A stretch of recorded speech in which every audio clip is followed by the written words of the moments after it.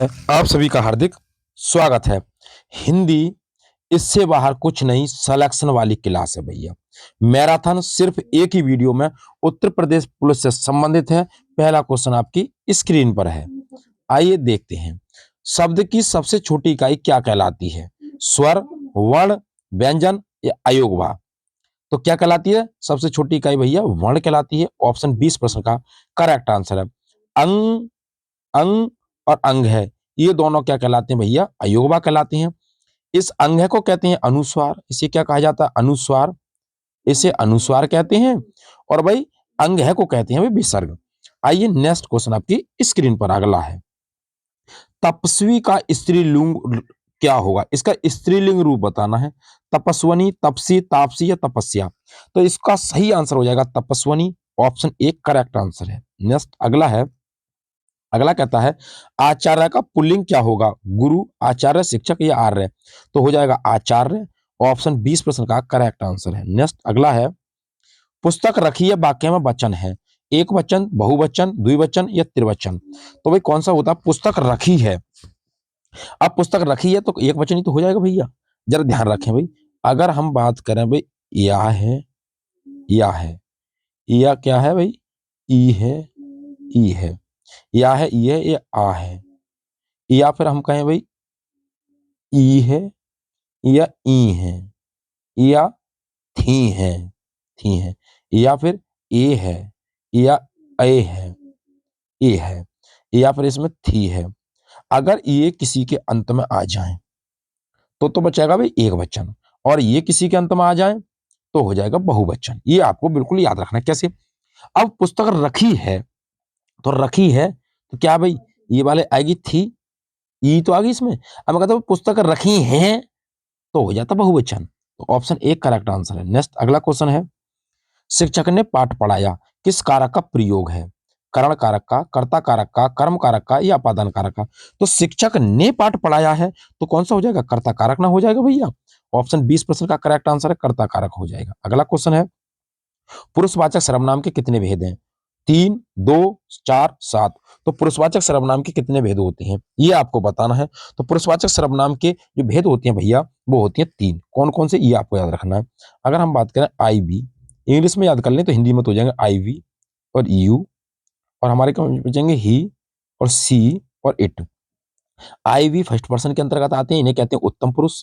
You आता है second person के अंतर्गत, इसे कहते हैं मध्यम पुरुष। और ही सी इट नाम आते हैं अन्य पुरुष के अंतर्गत, इसे कहते हैं थर्ड पर्सन। तो ये अन्य पुरुष के अंदर 3 पुरुष होते हैं, तो ऑप्शन ए करेक्ट आंसर हो जाएगा। नेक्स्ट अगला क्वेश्चन है। विशेषण के मुख्यतः कितने भेद होती हैं? 3, 4, 6, 2?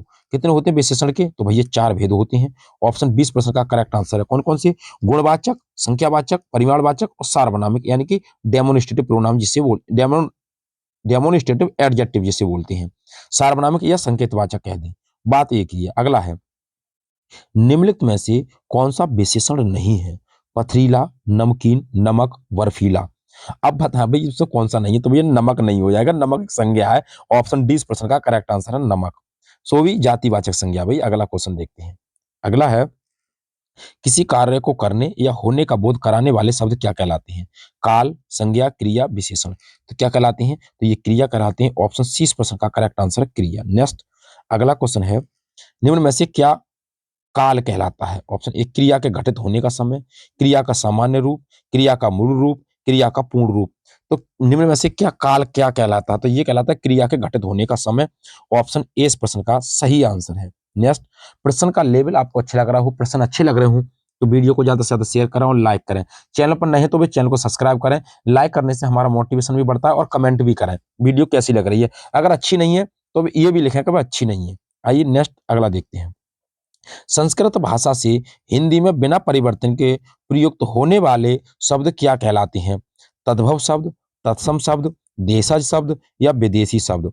संस्कृत भाषा से हिंदी में बिना परिवर्तन के प्रयुक्त होने वाले, यानी कि परिवर्तन नहीं हुआ भैया, ये कैसे शब्द कहलाते हैं? तो इन्हें कहते हैं तत्सम शब्द। परिवर्तन हो जाता तो हो जाते तद्भव शब्द। अगला है। निम्नलिखित में से तद्भव शब्द कौन सा है? तद्भव शब्द आपको बताना है। कौन सा हो जाएगा? ग्राम है, अश्रु है, ग्राम है, अश्रु है, सूर्य है या माथा है? कौन सा है? तो इस क्वेश्चन का सही आंसर हो जाएगा भी माथा। ऑप्शन डी इस प्रश्न का करेक्ट आंसर है। ग्राम का होता भी गाम तद्भव, अश्रु का होता है आंसू, सूर्य का होता है सूरज। इस क्वेश्चन का सही आंसर हो जाएगा माथा हो जाएगा। माथा का भी मस्तक होता है तत्सम रूप। आइए, समान अर्थ बताने वाले शब्द क्या कहलाते हैं? विलोम शब्द, अनेकार्थी शब्द, पर्यायवाची शब्द, सामान्य शब्द। अरे भाई, समान अर्थ बताएंगे तो समानार्थी शब्द कहलाते हैं या उन्हें कहते हैं पर्यायवाची शब्द। ऑप्शन सी करेक्ट आंसर है। नेक्स्ट, अगला है, अग्रज का सही विलोम क्या होगा? अनुज है, लघु है, छोटा है, सूक्ष्म है। अब अग्रज का विलोम बताना है तो अग्रज का हो जाएगा मेरे भैया अनुज हो जाएगा। ऑप्शन ए करेक्ट आंसर है। अगला क्वेश्चन है, धन का मतलब क्या होता है? अंक है, अर्थ है, स्वार्थ है या कोश है? भाई धन को और क्या कहते हैं ये बताना होगा आपको। तो धन का अर्थ होता है भैया, धन का मतलब होता है अर्थ। ऑप्शन बी सही आंसर है। अंक का होता है मेरे भैया गोद। अंक का जो मतलब होता है गोद, या इसे कहते हैं भाग। क्या कहते हैं? भाग। स्वार्थ का होता है अपना हित देखना, अपना हित। और कोश का होता है खजाना। कोश का क्या होता है? इसका होता है भी खजाना। आइए अगला, अपने जीवन पर स्वयं लिखी कथा, वाक्यांश के लिए एक शब्द होगा। रेखा चित्र, संस्मरण, आत्मग्लानि या आत्मकथा। अपने जीवन पर स्वयं लिखी कथा यह आत्मकथा कहलाती है। तो ऑप्शन डी करेक्ट आंसर है। नेक्स्ट, अगला क्वेश्चन है, अन्य अन्य शब्द युग के सही अर्थ भेद का चयन करना है आपको।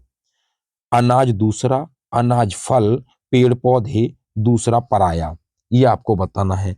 अब क्या होगा भाई, जैसे अन्न की बात करें तो अनाज हो जाएगा, अन्न की बात करें तो दूसरा हो जाएगा। ऑप्शन ए इस प्रश्न का सही आंसर है। अब हम बात करें ये वाले क्वेश्चन को, जरा देखें। ये कहता है भाई संस्मरण क्या होता है? एक बच्चे ने पूछा भाई कि अगर हम बात करें भाई रेखा चित्र क्या होता है, तो रेखा चित्र की बात करें, शब्दों के माध्यम से किसी व्यक्ति या वस्तु का चित्र प्रस्तुत करना हो तो उसे रेखा चित्र कहते हैं। स्मृति के आधार पर, किसी की स्मृति के आधार पर किसी विषय पर लिखा आलेख संस्करण कहलाता है। क्या कहलाता है? संस्मरण, संस्करण कहलाता है। किसी अपराध के बोध पर होने वाली गलानी आत्मगलानी कहलाती है। और अपने जीवन पर स्वयं लिखी कथा आत्मकथा कहलाती है। आइए नेक्स्ट, अगला क्वेश्चन है, निर्गुण शब्द में उपसर्ग होगा नी, नी, निर या गुण, निर्गु। तो कौन सा हो जाएगा? निर्गुण में हो जाएगा भाई, निर उपसर्ग हो जाएगा। ऑप्शन सी इस प्रश्न का करेक्ट आंसर है, निर हो जाएगा भैया। आइए अगला क्वेश्चन है, नेक्स्ट। नेक्स्ट क्वेश्चन कौन सा है? खिलौना शब्द में मूल शब्द क्या है? खिल है, खेल है, ओना है, ना है। खिलौना शब्द में मूल शब्द हो जाएगा भाई खेल हो जाएगा। ऑप्शन बी इस प्रश्न का सही आंसर है। अगला क्वेश्चन है, स्वर संधि में किसका मेल होता है? स्वरों का, व्यंजनों का, शब्दों का, मात्रा का। भैया स्वर संधि की बात करें तो स्वरों का ही तो मेल होगा, व्यंजन संधि में व्यंजनों का होगा। तो ऑप्शन ए इस प्रश्न का करेक्ट आंसर है। नेक्स्ट, अगला क्वेश्चन है, उन्होंने कहा जाना है। उन्होंने कहा जाना वाक्य में किस प्रकार की अशुद्धि है? सर्वनाम संबंधी, संज्ञा संबंधी, क्रिया संबंधी, विशेषण संबंधी। और उन्होंने कहा जाना है कैसी अशुद्धि है ये? तो ये हो जाएगी सर्वनाम संबंधी। ये नहीं होता भैया। क्यों हो जाएगी? उन्हें कहा जाना है। तो ऑप्शन ए इस प्रश्न का करेक्ट आंसर है, सर्वनाम संबंधी अशुद्धि है। अगला है, सामासिक पद को तोड़ना क्या कहलाता है? तो संधि, समास, समास, समास विच्छेद या समास विग्रह। सामासिक पद को तोड़ना क्या कहलाता है? तो सामासिक पद को तोड़ना भाई समास विग्रह कहलाता है। ऑप्शन सी वाला सही आंसर हो जाएगा। अगला है, कर्म वाच्य में प्रधान होता है कर्ता, भाव, विचार या कर्म। तो कर्म वाच्य में कौन प्रधान होता है ये आपको बताना है, तो हो जाएगा कर्म प्रधान होता है। ऑप्शन डी इस प्रश्न का सही आंसर है, कर्म। नेक्स्ट, अगला है, जिन शब्दों में लिंग, वचन, कारक आदि के कारण कोई परिवर्तन नहीं होता वह क्या कहलाते हैं? क्रिया कहलाते हैं, वचन कहलाते हैं, वाच्य कहलाते हैं, ये अव्यय कहलाते हैं। तो क्या कहलाते हैं? जिन शब्दों में लिंग, वचन, कारक आदि के कारण कोई परिवर्तन नहीं होता वे अव्यय कहलाते हैं मेरे भैया। ऑप्शन सी इस प्रश्न का करेक्ट आंसर है। अव्यय के मुख्यतः 5 भेद होती हैं। कितने भेद होती हैं? 5 भेद। कौन कौन सी? क्रिया विशेषण अव्यय, संबंध बोधक अव्यय, समुच्चय बोधक अव्यय, विस्मय बोधक अव्यय तथा निपात भी इसी में शामिल होता है। आइए नेक्स्ट, अगला क्वेश्चन है, ये चिन्ह किसका है?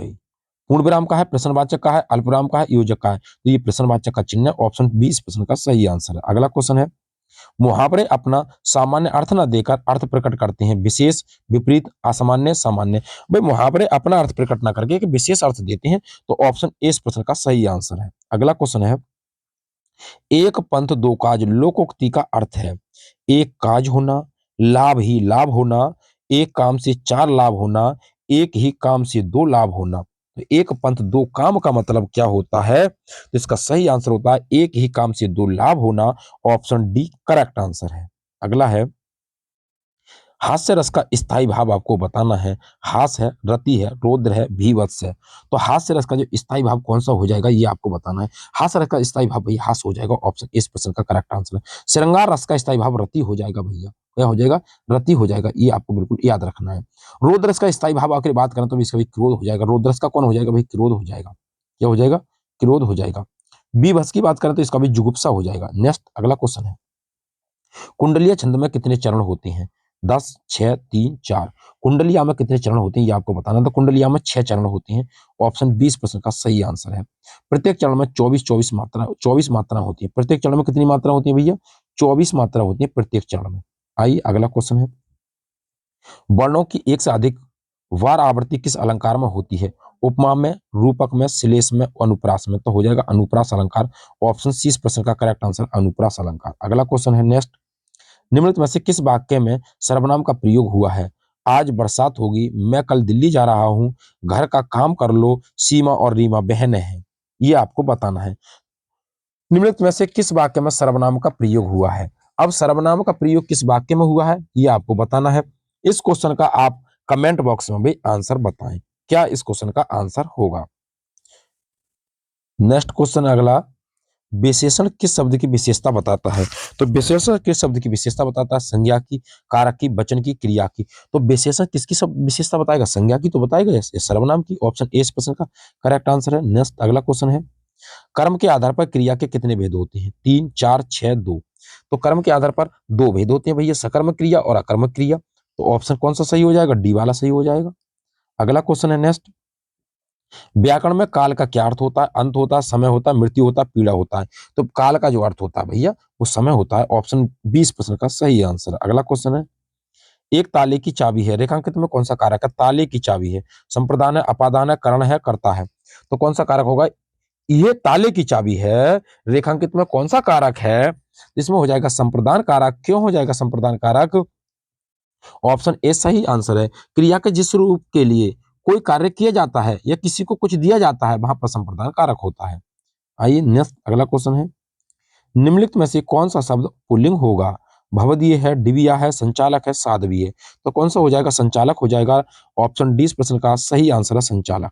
नेक्स्ट अगला है, निम्नलिखित में से कौन सा शब्द तत्सम शब्द नहीं है? शोक है, पृथ्वी है, चंद्र है, परख है। कौन सा शब्द तत्सम नहीं है? इसका मतलब वो तद्भव होगा, हिंदी वाला शब्द होगा, ये आपको देखना है। शोक ना होगा भैया, दोकाई वाला सा है, पृथ्वी ना होगा, चंद्र ना होगा, परख हो जाएगा। ऑप्शन 20% का करेक्ट आंसर है। तत्सम और तद्भव आप पहचानने नहीं आते भैया, यदि आपको शब्द का अर्थ नहीं पता है तो हमारी एक वीडियो है तत्सम और तद्भव की, जबरदस्त ट्रिक के साथ पढ़ाया है। 10 मिनट की वीडियो है, 10 मिनट में आप जिंदगी में कभी भी तत्सम और तद्भव के प्रश्न गलत नहीं कर पाएंगे। आइए अगला क्वेश्चन है नेक्स्ट, अगला है, किस विकल्प में सभी शब्द तद्भव शब्द हैं? आग जीव घर, पत्र फूल हाथी, वर्षा रात सत्य, उच्च दुर्बल पुष्प। ये कह रहा है तद्भव शब्द हैं, हिंदी के शब्द है भाई, बिल्कुल कौन से? हिंदी के शब्द हैं, ये आपको बताना। अब बता कौन से में भी हिंदी के शब्द हैं, तो जरा देखें इसमें। अगर ट्रिक के माध्यम से बात की जाए तो पत्र हो जाएगा, पत्ता ये वाला ना होगा भैया। पुष्प की बात करें, दो काई वाला, ये षटकोण वाला सा ये वाला कतई ना होगा बिल्कुल। अगर बात करें सत्य की तो भाई ये वाला हो जाएगा। इसमें अगर बात करें बरखा है तो सत्य है भाई, ये वाला नहीं होगा भाई, तीनों सा उसी में होती है भैया। अगर हम बात करें बरखा है तो आग हो जाएगा, जीव हो जाएगा, घर हो जाएगा, ए ऑप्शन करेक्ट आंसर हो जाएगा। नेक्स्ट अगला क्वेश्चन है, क्योंकि इसमें बा है, ये वाला जो बा है। आइए अगला क्वेश्चन है, अंक शब्द के अनेकार्थी शब्द समूह का चयन करना है। अंग, गोदी, हिस्सा, गोद, संख्या, अध्याय, संख्या, भाग, टुकड़ा, अध्याय, समय, अवस्था। तो अंक का क्या अर्थ होता है ये आपको बताना है। तो अंक का जो अर्थ होता है, इस क्वेश्चन की अगर बात की जाए तो ऑप्शन नंबर 20 सही आंसर हो जाएगा, गोद, संख्या और अध्याय हो जाएगा। आइए नेक्स्ट अगला क्वेश्चन है, अपराध बोध से होने वाली गलानी, वाक्यांश के लिए एक शब्द लिखिए। लज्जा है, निंदा है, पश्चाताप है, आत्मगलानी है। अपराध बोध से होने वाली गलानी क्या कहलाती है? तो आत्मगलानी कहलाती है, ऑप्शन सी इस प्रश्न का सही आंसर है।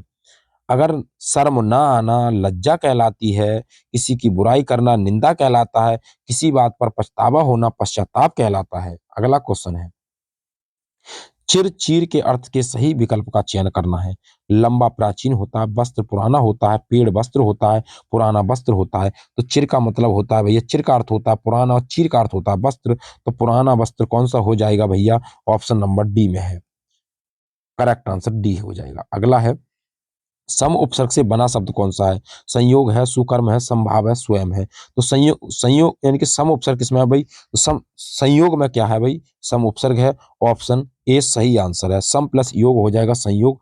अगला क्वेश्चन है नेक्स्ट, रंगीला शब्द में किस प्रत्यय का प्रयोग हुआ है? गीला है, ईला है, ईला है, ला है।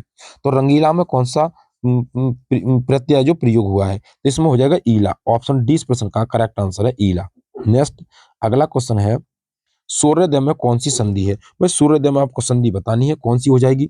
गुण है, यण है, दीर्घ है, वृद्धि संधि है। तो सूर्योदय में कौन सी संधि हो जाएगी? गुण संधि हो जाएगी मेरे भैया। ऑप्शन ए इस प्रश्न का सही आंसर है, गुण संधि।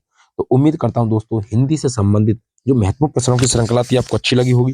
वीडियो अच्छी लगी हो तो वीडियो को ज्यादा से ज्यादा शेयर करें और लाइक करें और कमेंट बॉक्स में अपना सुझाव अवश्य दें। ऑल द बेस्ट, थैंक्स, जय हिंद, जय भारत।